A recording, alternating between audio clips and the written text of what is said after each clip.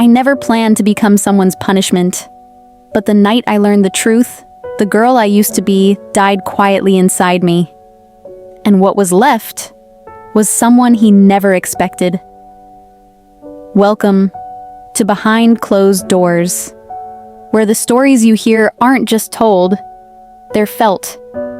Tonight's confession is a descent into betrayal, a walk through the ashes of broken promises, and the kind of revenge that doesn't spill blood, but cuts deeper than any knife ever could. So sit back, because this isn't just a story. This is what happens when love breaks, and something darker takes its place. I never planned to become someone's punishment, but the night I learned the truth, the girl I used to be died quietly inside me. And what was left was someone he never expected. My name isn't important, not anymore. But if you need something to hold on to, call me Ava. Before everything came crashing down, I was embarrassingly normal. I woke up every morning at 6:30, even on weekends. My apartment smelled like vanilla candles and cheap laundry detergent. I worked a 9-to-5 job as an assistant manager at a small retail chain. Nothing glamorous, but I liked routine. Routine made me feel safe, predictable, steady. And then, there was him. His name? You don't need it. Just call him what he really was, the storm I invited into my own life. Back then, I thought he was good for me. He laughed too loud. He apologized too easily. And he loved in a way that was messy, inconsistent, but intoxicating. I met him at a friend's party, one of those nights where the music is too loud and the drinks taste like bad decisions. He walked straight toward me, smiled like he already knew he'd break me someday, and said, "You look like trouble." I should have walked away. Instead, I fell into his orbit so fast I never saw the ground disappearing beneath me. Our relationship wasn't perfect. It was a tightrope walk between passion and disaster. There were moments when he held my face in his hands and whispered that he couldn't breathe without me. Moments where he'd look at me like I was the only real thing in his world. But then, there were nights he'd turn cold, distant, too quiet, too careful. Nights that smelled like someone else's perfume. I wasn't stupid. I felt it. The shift, the change, the slow decay of something I used to call love. But I stayed. Because sometimes the fear of being alone is louder than the fear of being lied to. I guess that was my first mistake. Small signs started appearing. A text he'd hide when I walked into the room. A shower taken at midnight. Lip gloss that sure as hell wasn't mine on the collar of his denim jacket. When I'd ask, he'd sigh and say, "Ava, seriously?" You're imagining things, and for a while I believed him, because believing him hurt less than accepting the truth. But deep down, under every forced smile, every late-night thought spiral, every "I'm fine," I knew. God, I knew. Still, I didn't leave. And that was mistake number 2. I remember that night like it was burned into my retina. The kind of memory that doesn't fade, no matter how much you scrub at your mind. He told me he had to grab a few things from a friend's place. It sounded normal enough. Ordinary. Boring. The kind of excuse you don't question because, well, you want to believe. I stayed home, scrolling through my phone absent-mindedly, trying to convince myself that life was still safe, still normal. And then, curiosity, that damn little devil, crept in. I opened his phone. I shouldn't have. I knew I shouldn't have. But I did. And there it was. Messages. Explicit. Unfiltered. Unmistakable. Videos. Photos. Locations. Names. Dates. Times. My fingers froze on the screen. My stomach dropped like I had just stepped off a cliff. "How long?" I whispered to myself. The answer stared back at me. Since the beginning of the month. The same month he promised me everything would change. I wanted to throw the phone across the room. I wanted to scream. I wanted to claw his eyes out. Instead, I Sat there, frozen. I watched his messages to her, the way he described her in ways he used to describe me. Sweet nothings, dirty lies, private jokes, promises he had never given me. And I realized, in that moment, I had been nothing more than a placeholder, a convenience, a body to warm his bed when it suited him. I remember standing there, frozen, listening to every lie, every betrayal, every secret he thought I'd never uncover. The humiliation was sharp, like ice crawling under my skin. The heartbreak, an unbearable weight crushing my chest. I couldn't breathe. I couldn't think. For a second, I felt nothing. Then, slowly, the rage began to simmer. A low, dangerous heat that started in my stomach and spread to my limbs. I realized that I wasn't just hurt. I was angry. Not angry in the shout at him kind of way. Not in the storm out and scream way. Number. This was quiet, calculated rage. The kind of rage that doesn't leave the room until it has left a mark, a permanent one. I kept scrolling. I read everything, every detail, every woman, every lie he thought I wouldn't see. And when I finally put the phone down, I knew one thing. I wasn't going to cry. I wasn't going to plead. I wasn't going to beg. I was going to make him pay. But not in a way he expected. Not in a way the police would ever find. Not by lifting a finger against him while he slept. Number. This was going to be karma. Sweet. Perfect. Silent. That night I didn't sleep. I lay in the dark, heart pounding, mind racing. I pictured the way his face would look when he realized the game had changed. The look of horror, confusion, disbelief. And that was enough to keep me awake. By morning, I had a plan. A plan so precise it was almost surgical. A plan that would turn the tables and leave him gasping for the life he had taken for granted. I was no longer the girl he thought he could manipulate.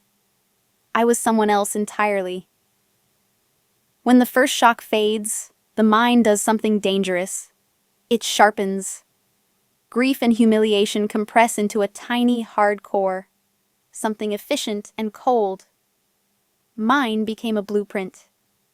I tell myself I was careful because I was afraid. Afraid of making the wrong move. Afraid of doing something I'd regret. Afraid of ending up in a courtroom explaining my feelings while he grinned and called it drama. So I learned the language of patience. I traded screams for spreadsheets and late-night pacing for quiet reconnaissance. The apartment that used to be a refuge became a war room. My kitchen table was littered with pens, sticky notes, and an old notebook I hadn't used since college. I wrote everything down. Every lie. Every date. Every little pattern I'd noticed over the months. Names I'd seen on his phone. Places he frequented. Times he left.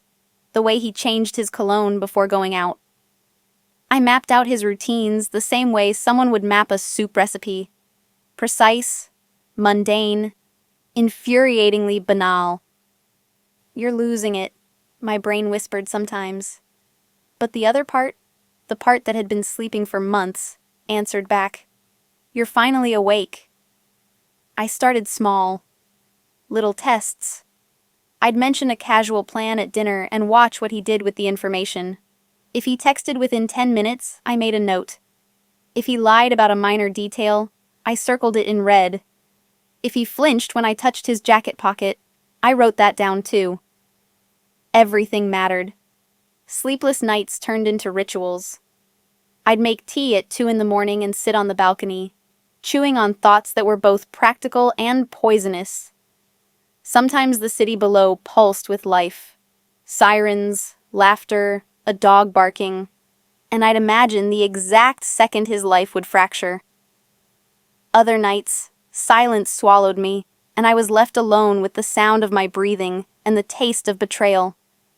I practiced conversations in my head the way an actor practices lines.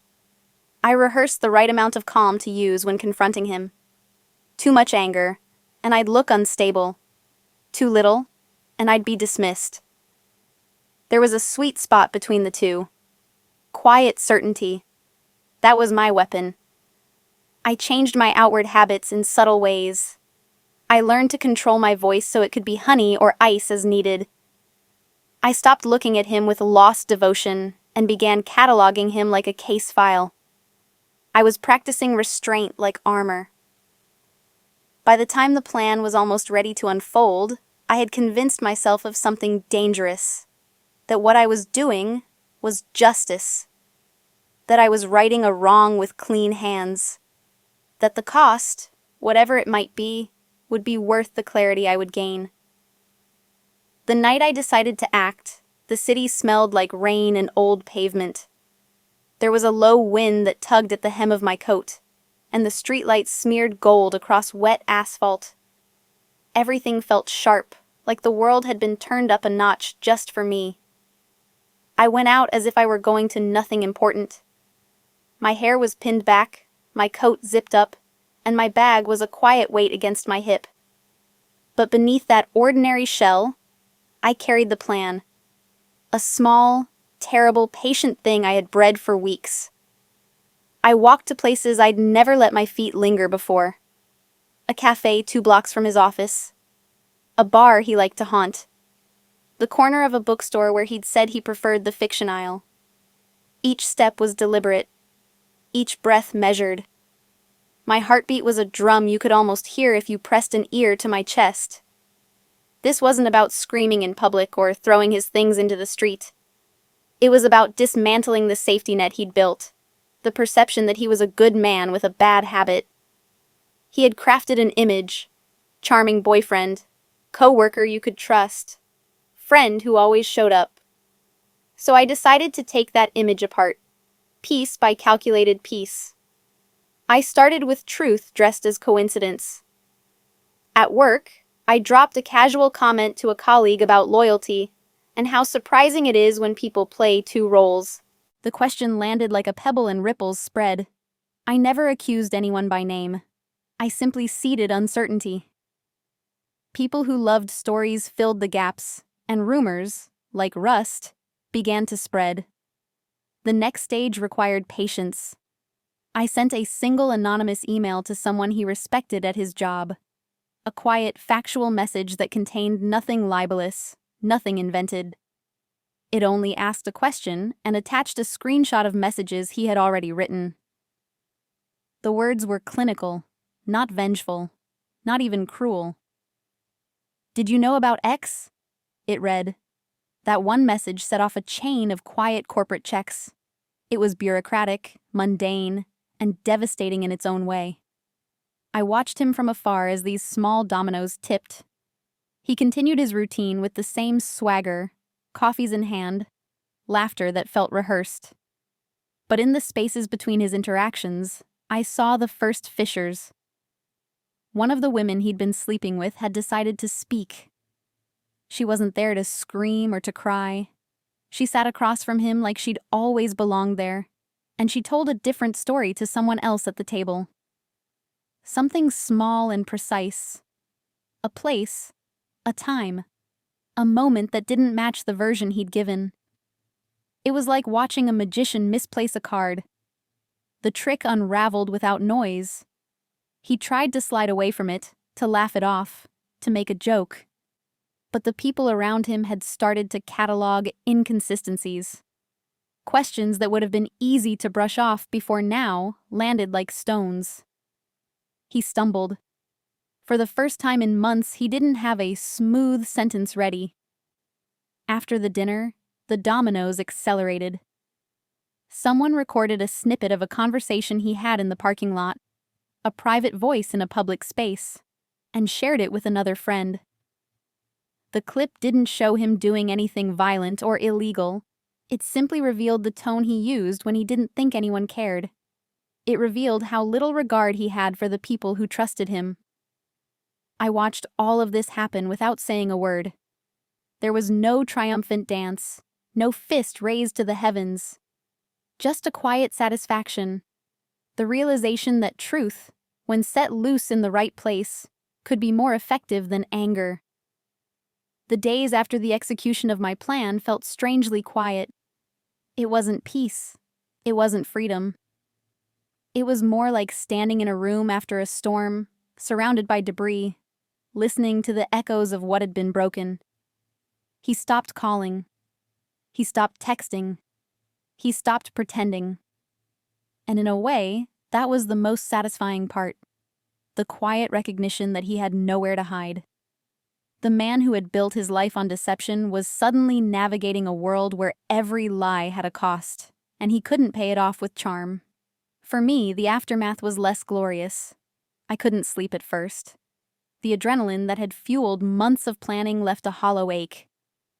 I found myself staring at my reflection and wondering if the Ava who had walked into that storm months ago still existed, or if she had been replaced by someone sharper, colder, and harder to love.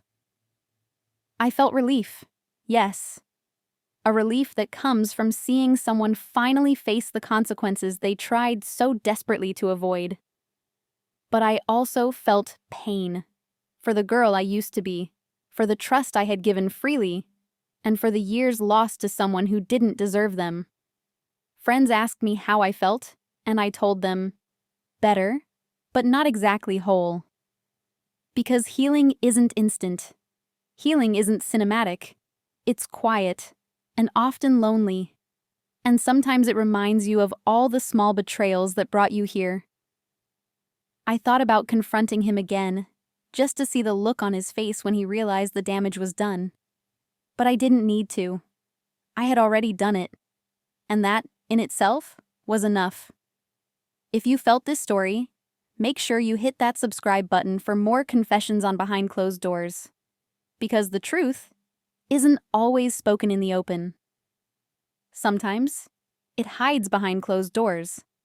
And sometimes, the consequences of betrayal are quieter than we expect, but far, far more permanent.